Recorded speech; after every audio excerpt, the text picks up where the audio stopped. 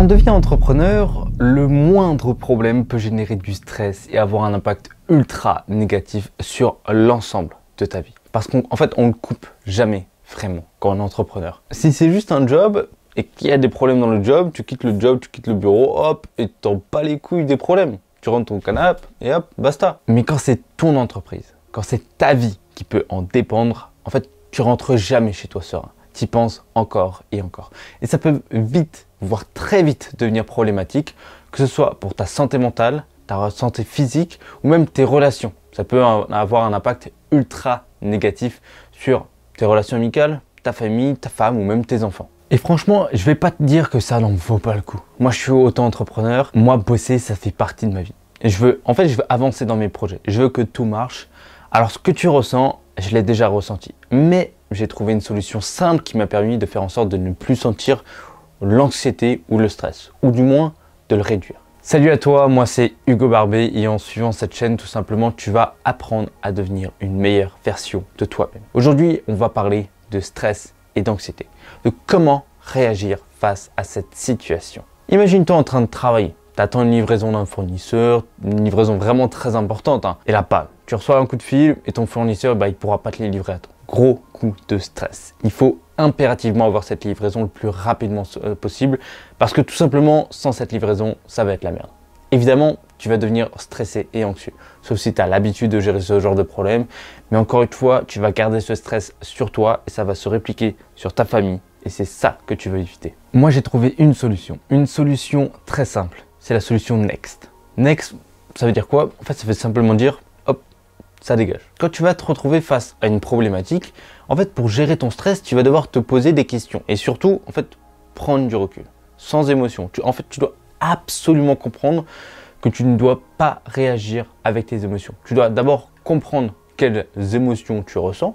Est-ce que c'est de la peur? Est-ce que c'est de la colère? Est-ce que c'est un sentiment de trahison? Tu dois comprendre ces émotions-là. Ça va te permettre de te détacher de ces émotions et d'y voir un peu plus clair, de prendre du recul. Parce que si tu réagis sous la colère, tu vas agir directement, tu vas pas réfléchir, tu vas pas prendre du recul parce qu'en fait, tu auras des œillères. Tu seras comme ça et tu vas foncer.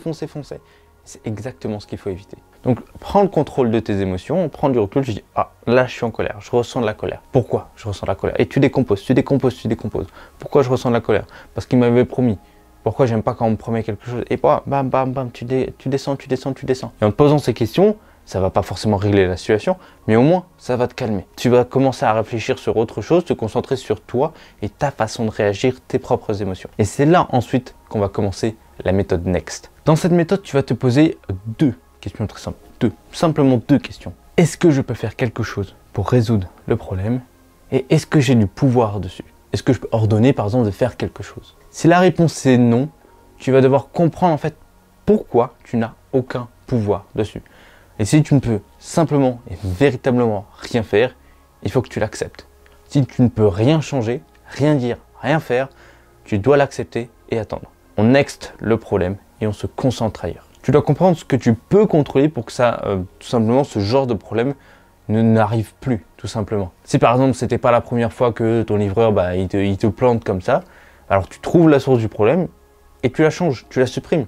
Hop, tu changes de livreur, tout simplement. Si par contre, tu peux faire quelque chose pour changer la situation, on va continuer à se poser quelques questions pour la méthode Next. Tu peux faire quelque chose, ok, mais quoi spécifiquement? Là, en fait, tu vas te faire une to-do list des actions que tu vas entreprendre pour régler ce problème. Faire des to-do list précises et concises avec des deadlines, comme ça tu sauras exactement pourquoi tu le fais et quel sera le résultat de chaque action. Ensuite, on va continuer à se poser des questions. Est-ce que tu peux le faire maintenant? Si c'est non, trouve un peu quand tu vas pouvoir agir et ensuite tu next. Tu next jusqu'au bon moment et tu te concentres sur autre chose. Ça ne va pas résoudre le problème encore une fois, mais tu seras beaucoup plus serein sur la situation, sur le problème, parce que tu vas savoir exactement ce que tu vas faire quand tu pourras agir.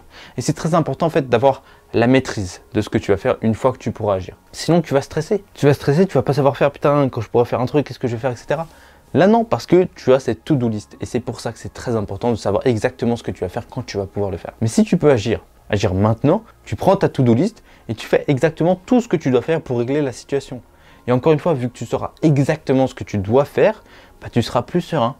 En fait, tu as repris à la fois le contrôle de tes émotions, mais aussi le contrôle de tes actions. Et c'est extrêmement important. Ça, c'est le contrôle. C'est le contrôle qui va faire de toi une personne plus sereine. Si tu ne contrôles pas la situation, tu vas stresser. Tu ne vas pas savoir quoi faire. Il faut que tu prennes tes responsabilités. Prenne tes responsabilités. Je le répète encore, hein.